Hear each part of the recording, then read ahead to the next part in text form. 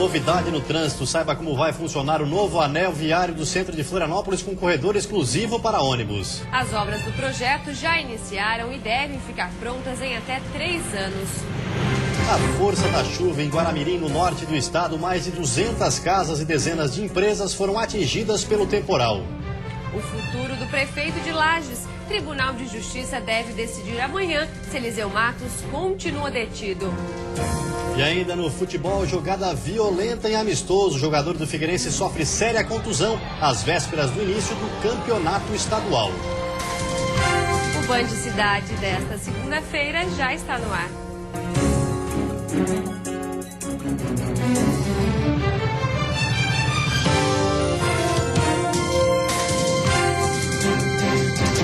Olá, boa noite. Boa noite. A Prefeitura de Florianópolis anunciou na tarde de hoje uma obra que promete agilizar o trânsito da capital. A faixa exclusiva para ônibus já saiu do papel e deve ficar pronta em 3 anos.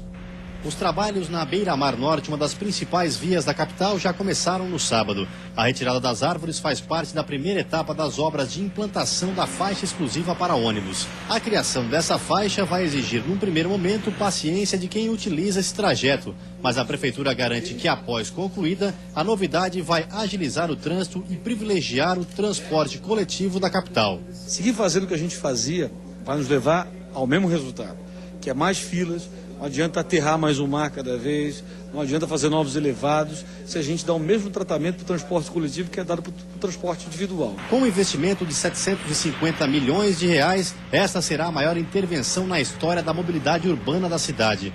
As obras estão divididas em 2 lotes e as faixas exclusivas serão instaladas tanto no sentido centro-bairro quanto na direção oposta. Nesse primeiro momento, as obras se concentram entre a Polícia Federal e a Casa da Agronômica. Depois, os trabalhos seguem para o trecho do terminal integrado da Trindade e se estendem até a frente da Secretaria de Saúde Municipal. A gente tem, na verdade, uma expectativa de terminar os 2 trechos da Beira-Mar até a temporada de verão. Todo o trabalho vai ser acompanhado pela Guarda Municipal e garantir que o trânsito sofra um mínimo. Ao longo da via. Será instalado também um sistema de controle de semáforo integrado, faixa de pedestres e abrigo para passageiros. A coragem de um rapaz de 17 anos após um acidente de ônibus no meio-oeste evitou uma tragédia. O jovem, que não sabe dirigir, assumiu a direção e conseguiu parar o veículo.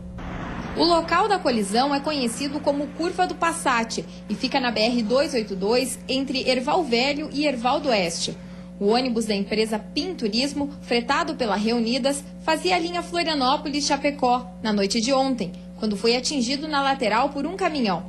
Nesse momento, Ariovaldo Correia, de 17 anos, assumiu o volante. Em entrevista ao portal Caco da Rosa de Joaçaba, ele contou o que aconteceu. O motorista pegou e desmaiou, ele estava com a cabeça no chão, aí eu levantei do meu banco e vim ali, peguei o volante, aí eu ia bater em outro, que estava vindo pro lado de lá da pista, aí eu puxei o volante e vim pra cá, e fiquei freado até o outro motorista chegar e puxar o freio de mão. Aí eu peguei, só levantei ele ali, não mandei o motorista ficar quieto ali, senão ele ia sangrar muito, ele estava saindo muito sangue naquela hora. A atitude do rapaz fez com que o ônibus parasse no acostamento. O motorista teve um corte na cabeça e foi levado ao hospital. Já os cerca de 30 passageiros não se feriram. Passado o susto, na sua página numa rede social, o rapaz, que não sabe dirigir, agradeceu a Deus por estar vivo e ter conseguido ajudar a salvar os passageiros. Muita gente também parabenizou o jovem pela coragem. Segundo a Polícia Rodoviária, esse ponto da rodovia é perigoso e é comum ocorrerem colisões laterais. O caminhão envolvido na batida ainda não foi localizado. Vai ser feita amanhã a reconstituição da morte do surfista Ricardo dos Santos na guarda do Imbaú, em Palhoça. O policial acusado continua afirmando que agiu em legítima defesa. O soldado da Polícia Militar, Luiz Paulo Mota Brentano, que efetuou os disparos contra Ricardinho, divulgou nota através do advogado, em que lamenta a morte do surfista, deseja força e serenidade aos familiares e amigos. O policial continuou mantendo a versão de que agiu em legítima defesa. Ele está preso no batalhão da Polícia Militar de Joinville. Nesta terça-feira, às 14h, será feita a reconstituição do crime. As polícias civil e militar mobilizarão efetivos maiores para acompanhar o processo. já que o soldado Brentano vai participar do procedimento. O laudo toxicológico entregue pelo Instituto Geral de Perícias concluiu que o acusado ingeriu bebida alcoólica no dia do crime. Já o laudo feito no corpo de Ricardinho comprova que ele foi atingido por 2 tiros, um na lateral esquerda do peito, o outro nas costas. 4 homens foram presos em Tubarão, no sul do estado, suspeitos de arrombar o caixa eletrônico. Os criminosos trocaram tiros com a polícia. A Polícia Militar flagrou 2 homens saindo desta agência em atitude suspeita durante a madrugada. Eles entraram em um veículo e, quando perceberam que estavam sendo seguidos pela viatura da PM, começaram a fugir. Um dos indivíduos no carro estava com uma arma cromada e efetuando disparos contra a guarnição. Esses disparos foram então revidados. E a certa altura na BR-101 se conseguiu o cerco policial e se logrou êxito na abordagem desse veículo. Dentro do veículo estavam ali pelo menos 4 elementos, sendo que 2 deles acabaram sendo alvejados, um na região da perna e outro na região da cabeça, e com os mesmos, dentro daquela sacola, foi encontrada a quantia de R$ 9.000 em notas de 20, além de outros objetos que davam conta de que eles praticaram arrombamentos no caixa eletrônico. A Polícia Militar já desenvolve um trabalho específico para tentar evitar este tipo de crime. A ronda bancária ocorre todos os dias e foi graças à presença ostensiva dos PMs que os 4 suspeitos do crime foram presos. A Polícia Militar criou esse procedimento de rondas, né, principalmente na área de bancos, para verificar se existe alguma movimentação suspeita para coibir esse tipo de ato. Todos os criminosos são de Joinville. 3 dos suspeitos já foram encaminhados ao presídio e um dos baleados ainda está internado no hospital. Foram recuperados cerca de R$ 9.000 em dinheiro e um revólver foi apreendido. E você vai ver a seguir os estragos provocados pelas chuvas no norte do estado. E ainda os cuidados na hora de tomar banho de mar. No sul, um homem morreu afogado.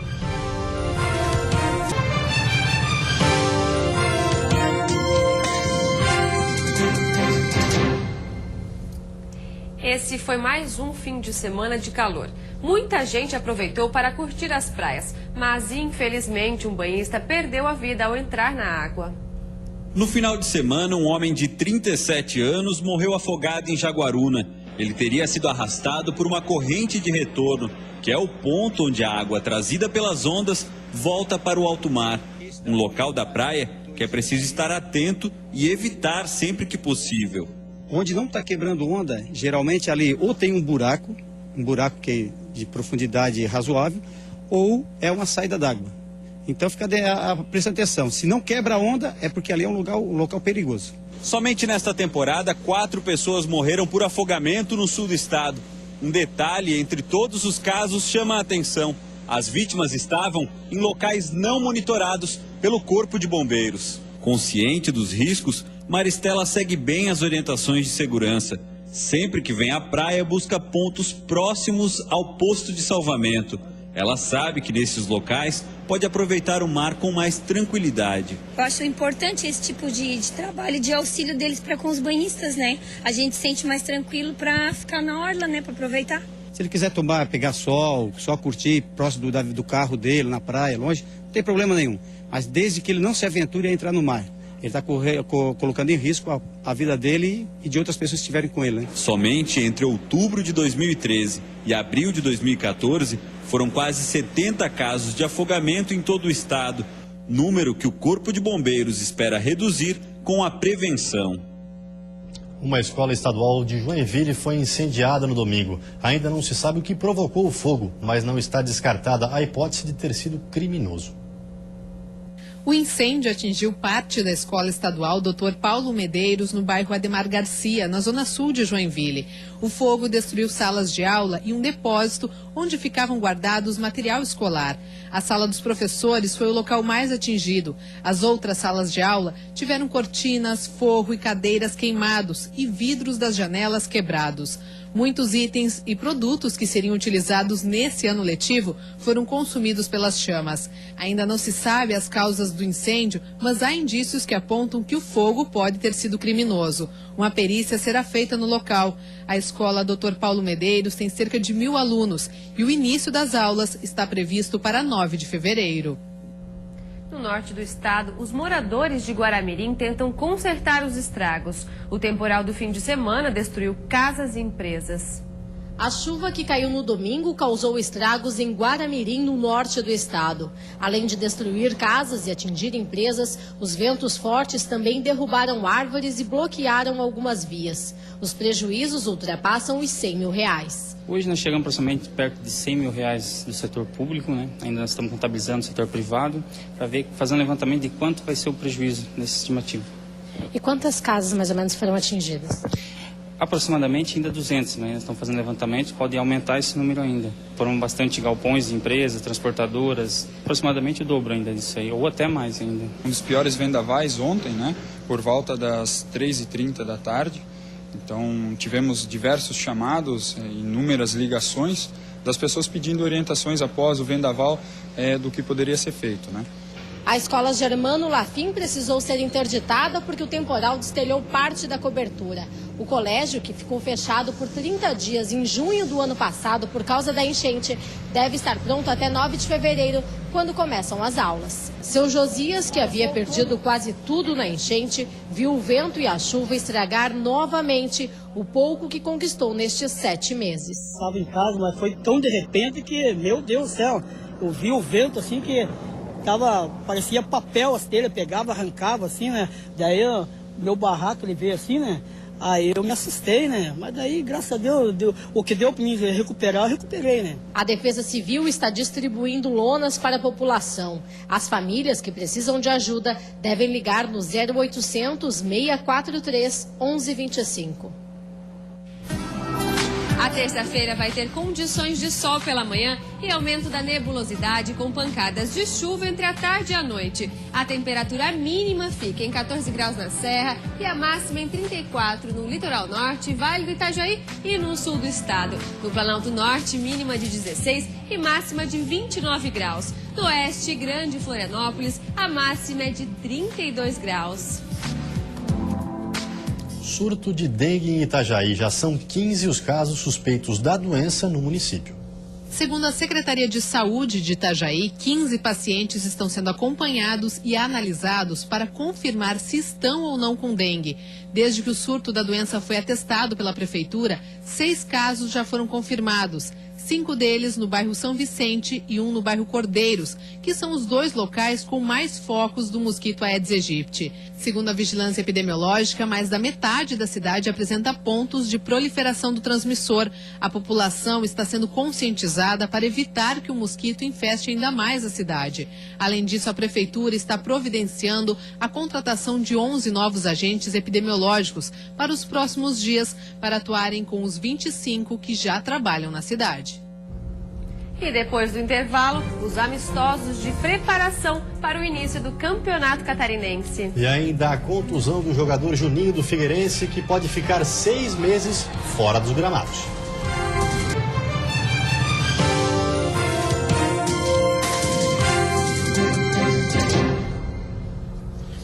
E agora o futebol. Começamos com uma notícia nada boa para o Figueirense. A lesão do jogador Juninho, que pode ficar afastado por 6 meses. O 0-0 no placar poderia retratar o que foi o amistoso entre Figueirense e Guarani de Palhoça neste domingo. Porém, mais importante do que o jogo ou o placar foi esse lance, que encerrou a partida antes dos 45 do segundo tempo. O jovem volante Ceará do Guarani, de apenas 21 anos, acertou um carrinho por trás no lateral Juninho, o suficiente para fraturar a fíbula, romper os ligamentos do tornozelo e despertar a ira do técnico. Ajado foi imobilizado ainda no gramado e Juninho foi levado de ambulância a uma clínica da capital, onde exames comprovaram a gravidade da lesão. Amanhã, na reapresentação do elenco para a fase final da pré-temporada, o médico do Figueirense irá conceder uma entrevista coletiva sobre o caso e estipular um prazo para a volta do jogador, que deve perder grande parte da temporada. Por meio de nota oficial, o Guarani de Palhoça lamentou a lesão do jogador do Figueirense. Muito abatido, o técnico da equipe, Amaro Júnior, comentou o lance após o jogo. Fatalidade, acidente. Para mim, se der acidente de trabalho, esse menino do Ceará assim, ó, é um trabalhador de boa índole, tem toda a sua formação aqui dentro do Figueirense, inclusive, entendeu? Ele foi emprestado para nós ano passado, terminou o contrato aqui, a gente refez o contrato com ele no Guarani. E o primeiro lance do jogo aconteceu essa fatalidade, né? A gente, os nossos atletas estão todos tristes, muito tristes, e a gente espera que o atleta do Figueirense tenha uma recuperação rápida. Nos outros amistosos do fim de semana, o Criciúma, jogando no Rio Grande do Sul, empatou com o Novo Hamburgo em 0-0. O mesmo resultado de outras 2 partidas. O Avaí enfrentou o Jacobina. É lá da Bahia o time, viu? O jogo aconteceu no estádio da Ressacada e não saiu do 0-0. No segundo tempo, Geninho mudou todo o time, mas outra vez, nada de gol. Marquinhos, Eduardo Costa e Roberto não participaram da partida. Isso porque eles vão desfalcar o Leão nas primeiras rodadas. Uma confusão no clássico do ano passado, tá lembrado? Pois é, resultou nisso aí, ó. Gancho pros 3. No Catarinense, o Avaí estreia nesse sábado contra o Joinville. Vamos definir uma maneira de jogar, pôr essa equipe para rodar em 2 coletivos, para que a gente dê um entrosamento um pouco melhor, fazer as escolhas daqueles que eu acho que no momento, pelo menos o que apresentaram até agora, estão melhor, para que você inicie o campeonato. Na Arena Condá, a Chapecoense recebeu o Passo Fundo e se deu bem. Camilo abriu o placar depois de um cruzamento de Gil. 1-0 Chape. Roger ampliou para o Verdão do Oeste. Ainda no primeiro tempo, William Barbio bateu cruzado e fez o terceiro do Verdão. O gol de honra dos gaúchos foi de Cleverson. Ele que foi campeão pelo Verdão do Oeste em 2011. Satisfeito. Um primeiro tempo com muita intensidade, né? Intensidade sem a posse de bola na marcação. Organização, quando a nossa marcação por vez ou outra falhava. A qualidade na posse de bola importante e a velocidade que a gente pediu. E conheça no próximo bloco um projeto digital que está sendo implantado em Joaçaba. E ainda está marcada para amanhã a sessão que poderá decidir o futuro do prefeito afastado de Lages, Eliseu Matos.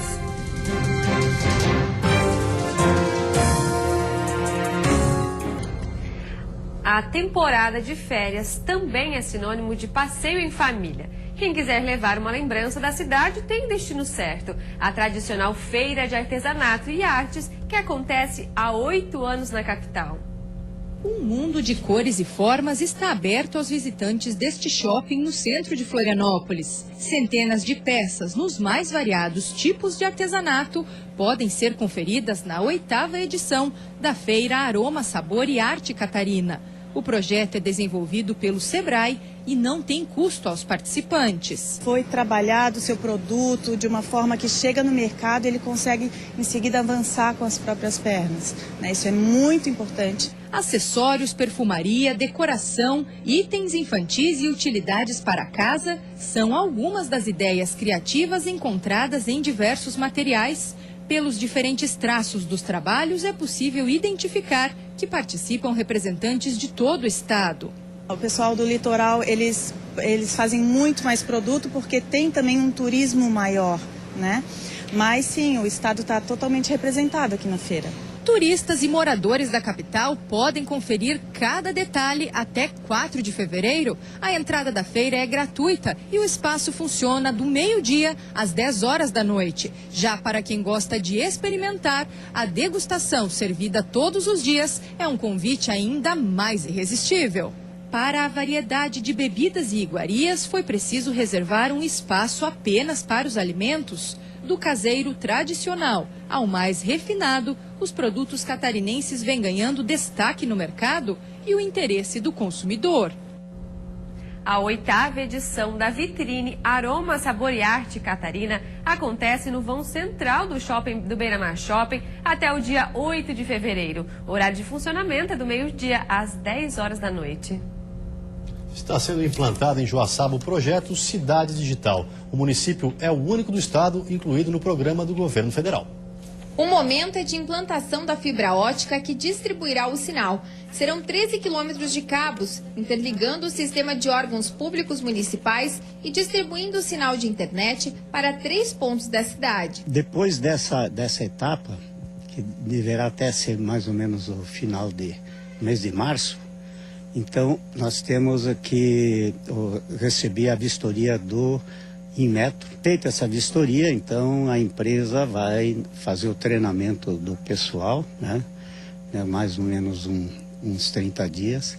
E depois disso, então, ficará um técnico deles aqui acompanhando por 6 meses o funcionamento da cidade digital. Joaçaba foi a única cidade no estado a ser contemplada no projeto, que beneficiará ao todo 80 cidades do país.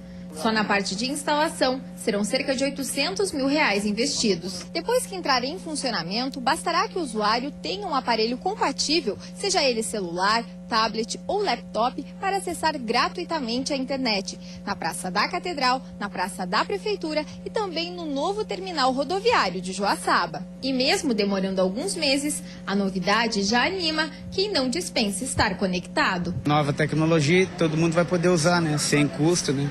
Para a cidade vai ser ótimo. É muito bom, porque às vezes a gente sai e não pode mexer, porque lugar não tem. Daí agora vai ter, então vai ser muito bom. Está marcada para amanhã a sessão que poderá decidir o futuro do prefeito afastado de Lages, Eliseu Matos. Ele está detido no batalhão da Polícia Militar da cidade desde o dia 5 de dezembro.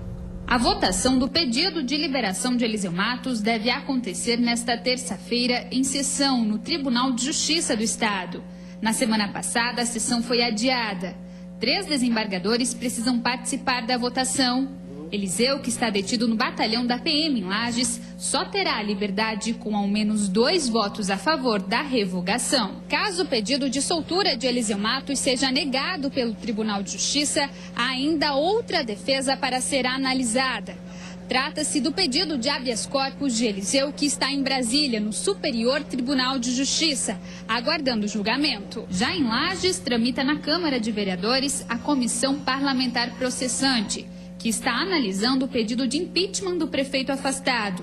Na semana passada, a OAB indicou o advogado que irá fazer a defesa de Eliseu.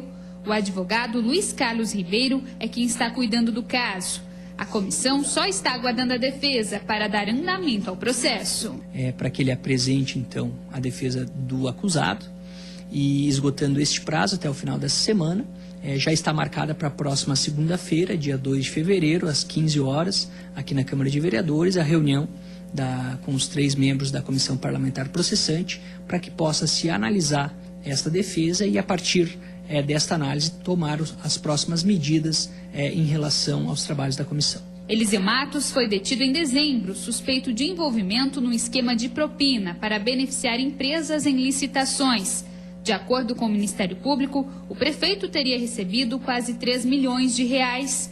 O motorista dele, Antônio Carlos Simas, preso em flagrante, recebendo 165 mil reais de 2 empresários, e o ex-secretário da Semasa, Wilson Rodrigues, também continuam presos. Nossa equipe entrou em contato com o advogado que vai fazer a defesa de Eliseu Matos na comissão processante que analisa o pedido de impeachment. Ele informou que só vai se manifestar na quinta-feira, quando deve concluir a defesa. E antes de encerrarmos, uma olhadinha no trânsito da capital. Aí você acompanha imagens ao vivo das pontes que fazem a ligação ilha-continente. Movimento intenso, principalmente para quem sai da capital. Agora, em Florianópolis, bastante calor, hein? 29 graus. Você fica agora com o Jornal da Band. Uma ótima noite a todos e até amanhã. Boa noite, até amanhã.